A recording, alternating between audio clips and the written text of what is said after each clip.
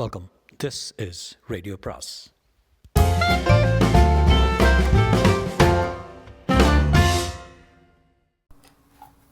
அனைவருக்கும் அன்பு வணக்கம். ராஜேஷ்குமாரின் மூடு பனி நிலவு அத்தியாயம் 12. ரிச்சி என்கிற அந்த புத்தகம் வேகமாய் புரட்டப்பட்டு 36வது பக்கத்தில் வருணின் பார்வை பதிந்தது. தமிழ்நாட்டின் 9வது பணக்காரர் என்ற ஆங்கில தலைப்புக்கு கீழே ஒரு நடுத்தர வயது நபரின் போட்டோ தெரிந்தது. தொப்பை போட்ட உடம்பை சஃபாரி மூடியிருந்தது. மிளகும் உப்பும் கலந்த கலரில் மேலுதட்டில் மீசை தெரிய, கண்களில் ரிம்லெஸ் கண்ணாடி. வருண் அந்த ஃபோட்டோவை பார்த்து கொண்டிருக்க தயானந்த் கேட்டார், வருண், இந்த ஃபோட்டோவில் இருக்கிற நபரோட பேர் கீர்த்திவாசன். இன்றைக்கி இருக்கிற நிலவரப்படி தமிழ்நாட்டின் 9வது பணக்காரர். இவரை இதுக்கு முந்தி நீ எங்கேயாவது பார்த்துருக்கியா? இல்லை சார். பெரிய பிஸ்னஸ் மேக்னெட்டு, படம் கொழிக்கிற எல்லா பிஸ்னஸுக்கும் சொந்தக்காரர். இவரோட பார்வைப்படாத பிஸ்னஸே கிடையாது. ஊட்டியில் இருக்கிற டீ எஸ்டேட்டில் 40% இவருக்கு சொந்தம். டெல்லியில் எந்த கட்சி ஆட்சிக்கு வந்தாலும் சரி, தொழில்துறை மந்திரியின் கடைக்கண் பார்வை இவர் மேலே படாமல் இருக்காது. இவரோட மனைவி பேர் அமிர்தவல்லி. பழைய சமஸ்தான பரம்பரையை சேர்ந்தவ. பணத்தோடு பணம் சேரவே கீர்த்திவாசன் சுலபமாக பெரிய நிலைமைக்கு வந்துட்டார். இவருக்கு 2 மகன்கள். 2 பேருமே அப்பாவை ஓரங்கட்டுக்கிற அளவுக்கு பிஸ்னஸ் விஷயங்களை கில்லாடிங்க. ரிச்சி டாப் 10ல் 9வது இடத்தில் இருக்கிற அப்பாவை முதல் இடத்துக்கு கொண்டு வர்றது தான் அவர்களோட சமீப கால லட்சியம். வருண் புத்தகத்திலிருந்து பார்வை எடுக்காமல் திகைப்போடு கேட்டான், சார், உங்கள் மனைவியை உயிரோடு தகனம் பண்ணி அந்த தகன காட்சியை வீடியோவில் எடுத்தது இந்த கீர்த்திவாசன் தானா? ஆமாம். உங்களுக்கு எப்படி தெரியும்? போன வாரத்தில் ஒரு நாள் ராத்திரி 11 மணி இருக்கும், ஜிஹெச்சிலிருந்து எனக்கு ஃபோன் கால் ஒன்று வந்தது.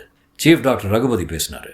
என்னை உடனடியாக ஹாஸ்பிட்டலுக்கு புறப்பட்டு வரும்படி சொன்னார். நானும் போனேன். டாக்டர் ரகுபதி என்னை ஐசி யூனிட்டுக்கு கூட்டிக்கொண்டு போய் ரோடு ஆக்சிடெண்ட்டில் சிக்கி உயிரோடு போராடி கொண்டிருந்த ஒரு வயதான நபரை காட்டினார். அவரோட பேர் முருகப்பன். 2 நாளைக்கு முன்னாடி லாரியில் அடிபட்ட அவரை யாரோ கொண்டு வந்து அட்மிட் பண்ணிட்டு போயிருக்காங்க.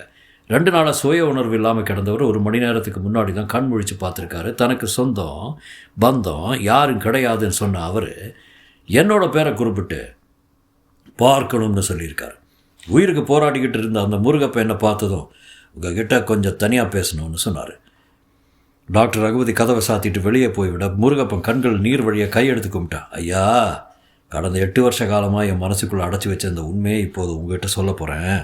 உங்கள் மனைவியை உயிரோடு தகனம் பண்ணி அதை வீடியோ கேசட்டை எடுத்து உங்களுக்கு அனுப்பி வச்சது யார் தெரியுமா சார்ன்னு கேட்டான். எனக்கு தூக்கி வாரி போட்டது. யாருன்னு கேட்டேன். கீர்த்தி குரூப் கீர்த்திவாசன்னு சொன்னான். அதிர்ச்சியில் எனக்கு பேச்சே வரல. ஒரு வழியாக அதிர்ச்சியை ஜீரணம் பண்ணிவிட்டு, என் மனைவியை உயிரோடு தகனம் பண்ணது கீர்த்திவாசன் உனக்கு எப்படி தெரியும்னு கேட்டேன். அதுக்கு அவன், 8 வருஷத்துக்கு முந்தி கீர்த்திவாசனுக்கு நான் தான் சார் கார் டிரைவரு. உங்கள் மனைவி டிபார்ட்மெண்டல் ஸ்டோருக்கு போய் ஏதோ சாமான் வாங்கிட்டு வரும்போது தான் கடத்தப்பட்டாங்க. கீர்த்திவாசனுக்கு நெற்குப்பாய் பக்கத்தில் தென்னந்தோப்போடு கூடிய பங்களா ஒன்று இருக்குது. அந்த பங்களாவில் வச்சு தான் உங்கள் மனைவியை தகனம் நடத்தி அதை வீடியோ கேசட்டாகவும் எடுத்தார். அவர் கொடுத்த பணத்தை வாங்கிட்டு இத்தனை வருஷ காலமாக நான் மௌனமாக இருந்தது பெரிய தப்பு தான். கடந்த 6 மாத காலமாக நான் அவர்கிட்ட வேலையில் இல்லை. அதுவும் என்னோடய மகனுக்கு மனசுக்கு கொஞ்சம் நிம்மதியாக இருந்தது. உங்கள்கிட்ட இந்த உண்மையை சொல்லிடலாம்னு நினைக்கும் போதெல்லாம் என் மனசுக்குள்ள ஒரு பயம். ஆனால் இப்போ அந்த பயம் இல்லை. உயிர் பிரிய போகிற இந்த நேரத்தில் அது உங்கள்கிட்ட உண்மையை சொல்லிட்டேன்னு நினச்சேன், சொல்லிட்டேன். இந்த உண்மையை முதல்ல போலீஸில் என்னோடய மரண வாக்குமூலம் சொல்லலாம்னு இருந்தேன். ஆனால் கீர்த்திவாசனுக்கு போலீஸ் மேலே மட்டத்தில் இருக்கிற எல்லா உயரதிகாரிகளும் தெரியும். அந்த போலீஸ் அதிகாரிகள் உதவியோடு எந்த உண்மையும் அவரால் குழி தோண்டி புதைக்க முடியும். அதே மாதிரி யாரையும் பணத்தால் விலைக்கும் வாங்க முடியும். அதனால தான் டாக்டர்கிட்ட உங்களை வரவழைக்க சொல்லி கேட்டுக்கிட்டேன். நீங்களும் வந்தீங்க, உண்மையை சொல்லிட்டேன். முருகன் இப்படி சொல்லி கொண்டிருக்கும் போதே அவனோட பல்ஸ் ரேட் குறைஞ்சு அடுத்த 1/2 மணி நேரத்துக்குள்ளே இறந்துட்டான். தயானந்த் பேச்சை நிறுத்த வருண் சில வினாடிகள் யோசனையாக இருந்து விட்டு கேட்டான், முருகப்பன் இப்படி உங்கள்கிட்ட சொன்னது டாக்டர் ரகுபதிக்கு தெரியுமா? தெரியாது. முருகப்பன் என்ன சொன்னான்னு டாக்டர் உங்கள்கிட்ட கேட்டிருப்பாரு. கேட்டார்.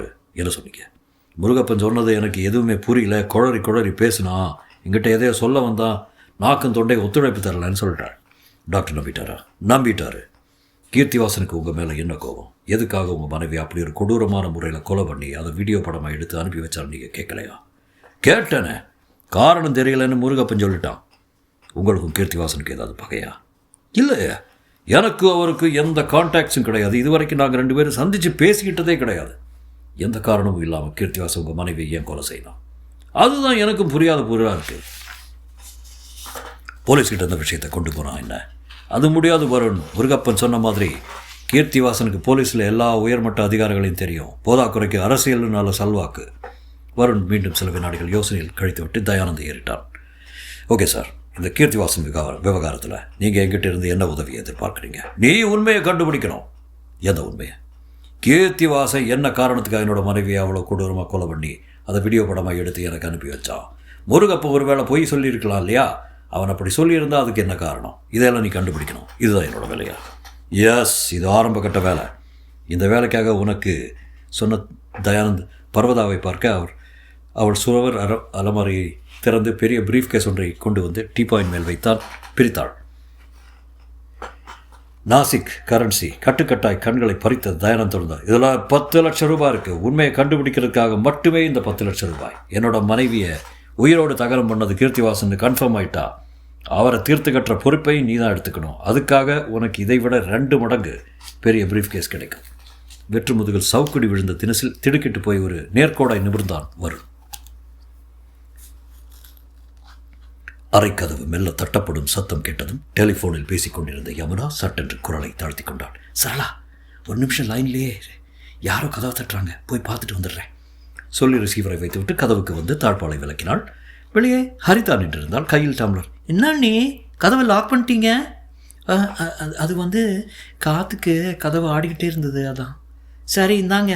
டம்ளரை நீட்டினாள் ஹரிதா. என்ன உங்களுக்கு? Carrot juice. ஐயோ எனக்கு வேண்டாம். வெளியே போகும்போது அம்மா எனக்கு போட்டுட்டு போன உத்தரவு இது. வயிற்றுக்கு குமட்டலுக்கு நல்லதான்.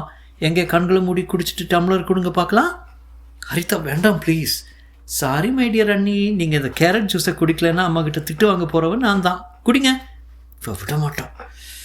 யமுனா டம்ளரை வாங்கி உதட்டுக்கு கொடுத்தால் தேங்காய் பாலோடு அளவாய் கலக்கப்பட்ட கேரட் ஜூஸு ஏலக்காய் வாசனையோடு தொண்டைக்குள் ஜில்லென்று இறங்கி வயிற்றை எவரெஸ்ட் பிரதேசமாக்கி விட்டு காலி டம்ளரை நீட்டினான். ஜூஸ் எப்படி இருந்தது அண்ணி? நல்லா இருந்தது.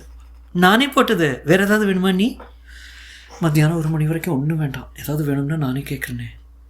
நான் இப்போ கம்ப்யூட்டர் கிளாஸ்க்கு கிளம்புறேன். நீ ஏதாவது தேவைப்பட்டா அக்கா கிட்ட கேளுங்க. யமுனாவின் இதயத்தில் சின்னதாக ஒரு மகிழ்ச்சி அலையடைத்தது. ஹரிதாவுக்கு வாரத்தில் 3 நாள் கம்ப்யூட்டர் கிளாஸ். காலையில் 10 மணிக்கு போனால் மதியம் 2 மணிக்கு தான் வருவாள். ஹரிதா இப்போது கம்ப்யூட்டர் கிளாஸ்க்கு கிளம்பி போய்விட்டால் வீட்டில் சௌமியா மட்டும்தான் இருப்பாள். சௌமியாவிடம் ஏதாவது காரணம் சொல்லிவிட்டு வெளியே போய் கோயில் காத்துக்கிட்டு இருக்கும் இன்ஸ்பெக்டர் பால் பாண்டியனை பார்த்து விட்டு வர முடியுமா? யமுனா யோசனையோடு கவிழ்ந்து கிடந்த ரிசீவரை எடுத்து காதுக்கு கொடுத்தால் மெல்ல கூப்பிட்டாள். சரளா. மறுமுனையில் காத்திருந்த சரளா என்றாள். முடிவை நீ என்ன சொல்கிற? நான் இப்போ இருக்கிற நிலமையில என்னால் வர முடியாது யமுனா. நீ எப்படியாவது கோயிலுக்கு போய் அந்த இன்ஸ்பெக்டரை பார்த்து பேச முயற்சி பண்ணு. தப்பாக நினச்சிக்காதடி. சரி நான் பார்த்துக்கிறேன். நீ எப்படி வெளியே போவ? சின்னதாக ஒரு ஹோல்டு கிடச்சிருக்கு, ட்ரை பண்ணுறேன். யமுனா ரிசீவரை வைத்துவிட்டு அரைக்கதவு அருகே வந்து மெல்ல ஹாலை எட்டி பார்த்தால் சௌமியா சோஃபாவில் உட்கார்ந்து கொண்டு டிவி சேனல்களை மாற்றி மாற்றி பார்த்து கொண்டிருக்க போர்ட்டிகோவில் ஹரிதா கம்ப்யூட்டர் கிளாஸ்க்கு கிளம்பி போக கைனட்டிக் ஹாண்டா ஸ்கூட்டரை உசுப்பி கொண்டிருந்தால் ஸ்கூட்டர் புறப்பட்டு போகும் வரை காத்திருந்த யமுனா பின் மெல்ல ஹாலுக்குள் நுழைந்தாள்.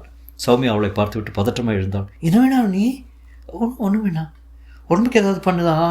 டாக்டர் மறுபடியும் கூப்பிட்டுட்டுமா? ஓ அதெல்லாம் வேண்டாம். ஏதோ சொல்ல வரீங்க, நல்லாவே தெரியுது. எதுவாக இருந்தாலும் பரவாயில்ல, சொல்லுங்கள் நீ. சௌமியா, நீ எனக்கு ஒரு உதவி பண்ணுவியா? காத்திருக்கேன், சொல்லுங்கள் நீ. ஒரு 1/2 மணி நேரம் நான் வெளியே போயிட்டு வரணும். இது உன்னை தவிர வீட்டில் யாருக்கும் தெரியக்கூடாது. தொடரும்.